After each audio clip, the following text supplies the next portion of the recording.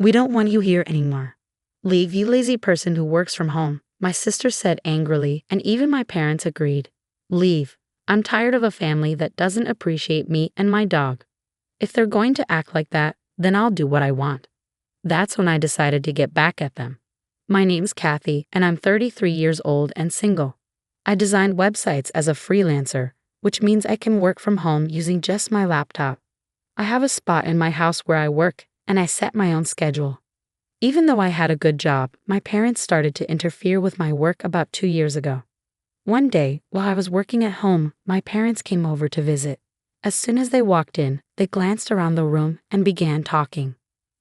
Mom, this house is really spacious. It feels like we could live here too. You're right. There's even a spare room.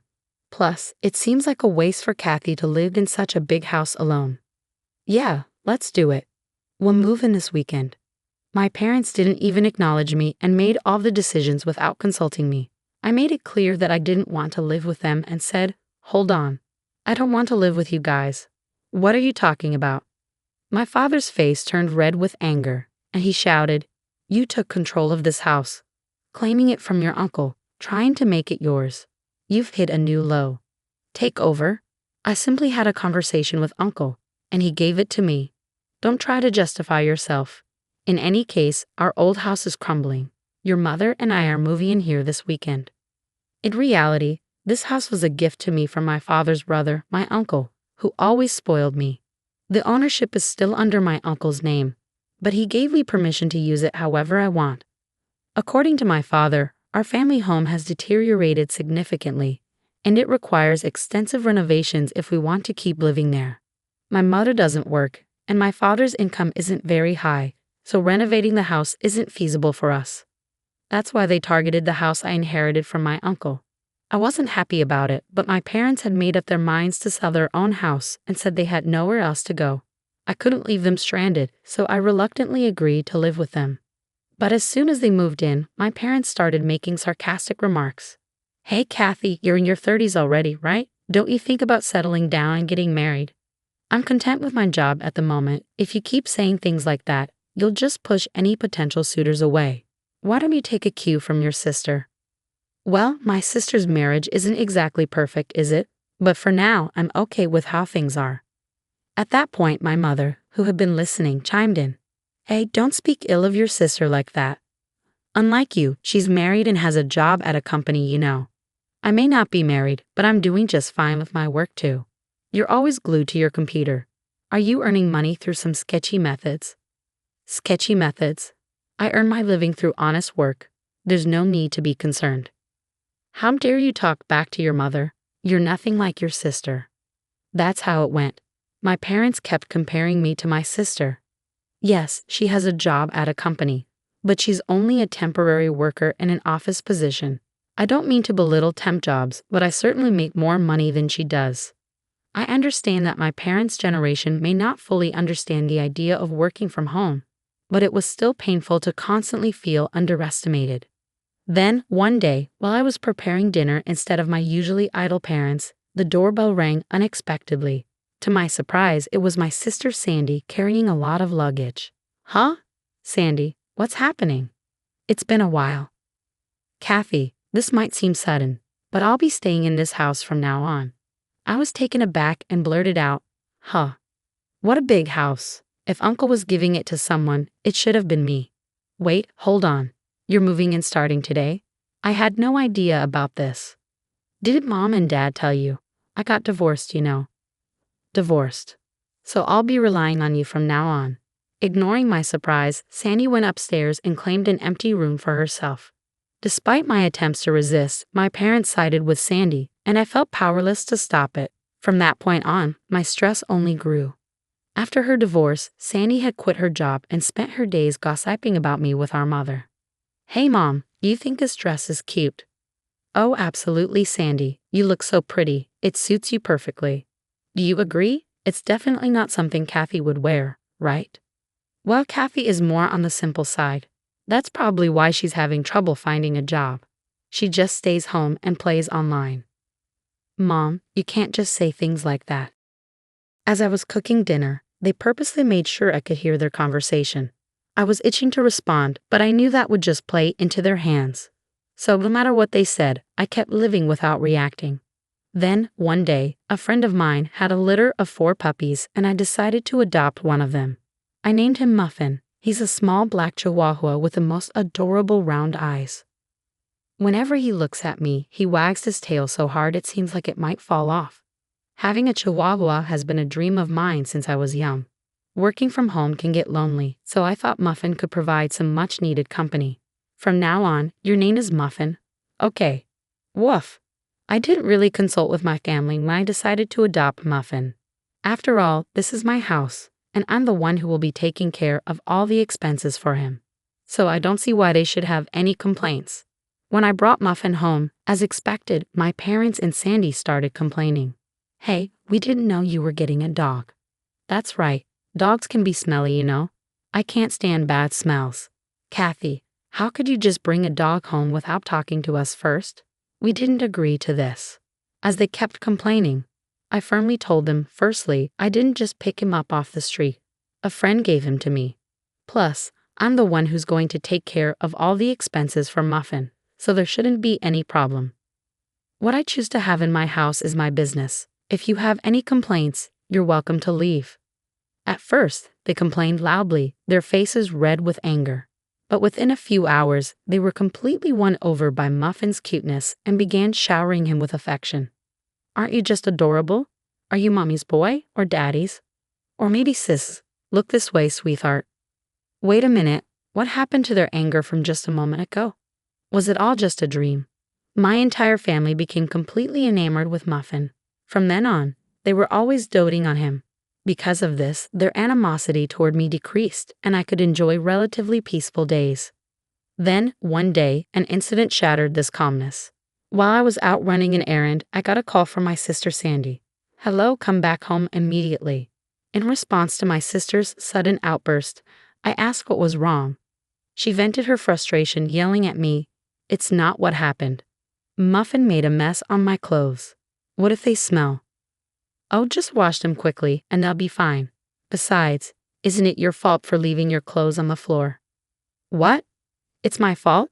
It's your lack of training, Muffin, that's to blame. Enough. Muffin is still a puppy, you know. If you take him out for a walk, he won't make a mess at home. You said you were excited to walk Muffin today. Did you actually take him? Well, I was planning to take him later, and it's all because you didn't train him properly.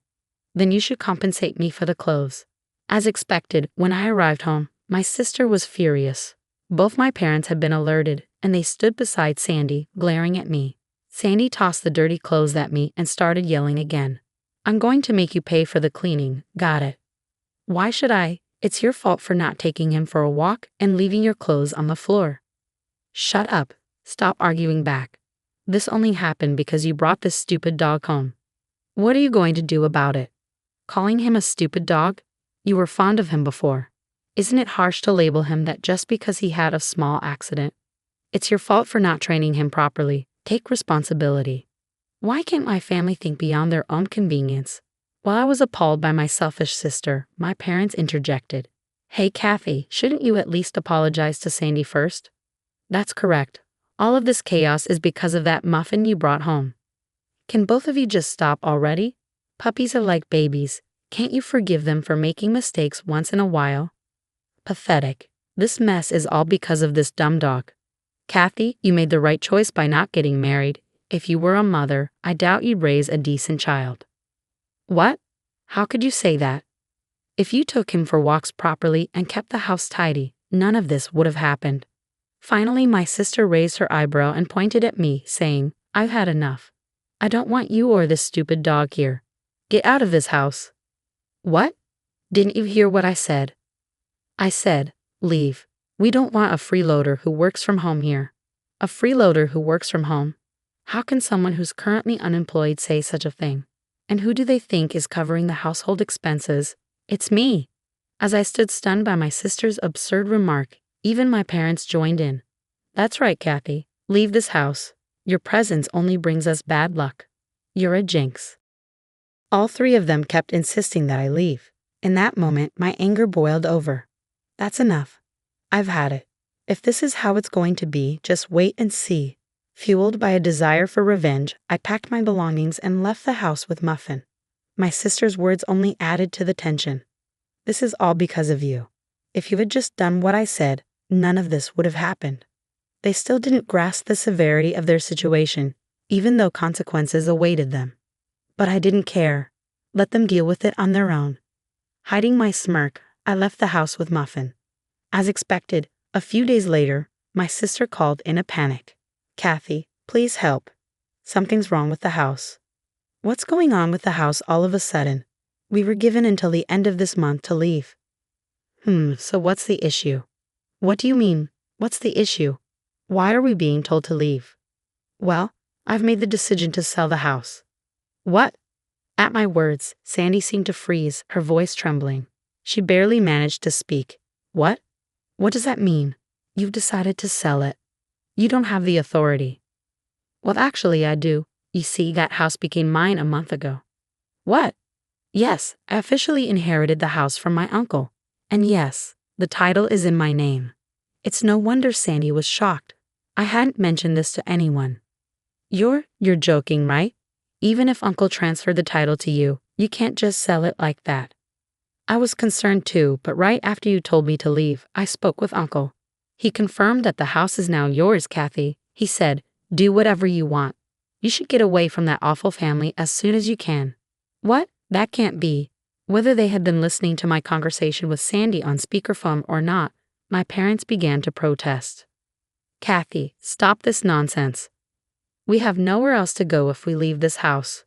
"That's correct. It's unthinkable to treat your own family like this. If you're a good daughter, show some respect to your parents." "Respect?" I questioned them quietly. "What are you talking about? You've always favored Sandy over me. Who do you think has been supporting your lives for the past few years? You all had nowhere to go, so I reluctantly let you move in with me." With an unusually firm tone, my parents were left speechless. Without waiting for a response, I continued. "Who treated me and Muffin like burdens and kicked us out? It was all of you, wasn't it? Trying to find happiness by forcing out the original resident is shameless. You people belong in hell." At my outburst, my father pleaded, "Please help us. We're sorry." "I don't care. Figure it out on your own, you fools." With that, I hung up the phone with a loud click. Then, I blocked every family member's contacts. Seeing me raise my voice, Muffin looked up at me with a worried bark. "I'm sorry, Muffin, for shouting. It's okay now. I'll protect you. I'm really glad I could rescue you from that family that treated you so poorly." Later on, it seems my parents and sister were forced to leave the house at the last minute despite their desperate attempts to cling to it. With my father's meager income and my unemployed mother and sister, it's unlikely they can lead a decent life. Rumor has it that my sister is constantly being pressured by my parents to find a job. Their family dynamics seem to be deteriorating by the day. Although I have no interest in how they're doing, it's clear that their living situation has worsened since I left.